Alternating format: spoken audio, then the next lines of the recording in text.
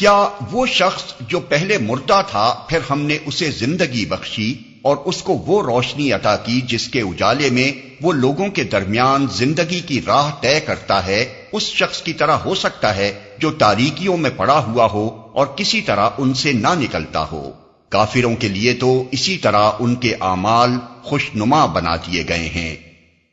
اور اسی طرح ہم نے ہر بستی میں اس کے بڑے بڑے مجرموں کو لگا دیا ہے کہ وہاں اپنے مکر و فریب کا جال پھیلائیں۔ دراصل وہ اپنے فریب کے جال میں آپ پھنستے ہیں مگر انہیں اس کا شعور نہیں ہے۔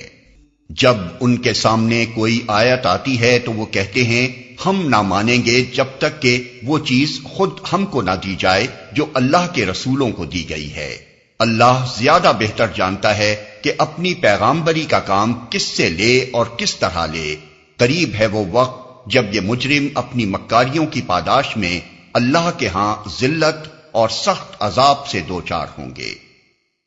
پس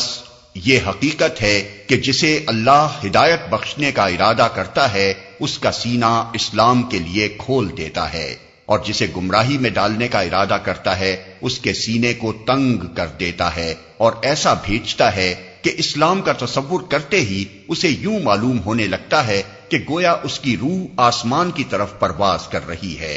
اس طرح اللہ حق سے فرار اور نفرت کی ناپاکی ان لوگوں پر مسلط کر دیتا ہے جو ایمان نہیں لاتے، حالانکہ یہ راستہ تمہارے رب کا سیدھا راستہ ہے، اور اس کے نشانات ان لوگوں کے لیے واضح کر دیے گئے ہیں جو نصیحت قبول کرتے ہیں۔ ان کے لیے ان کے رب کے پاس سلامتی کا گھر ہے، اور وہ ان کا سرپرست ہے اس صحیح طرز عمل کی وجہ سے جو انہوں نے اختیار کیا۔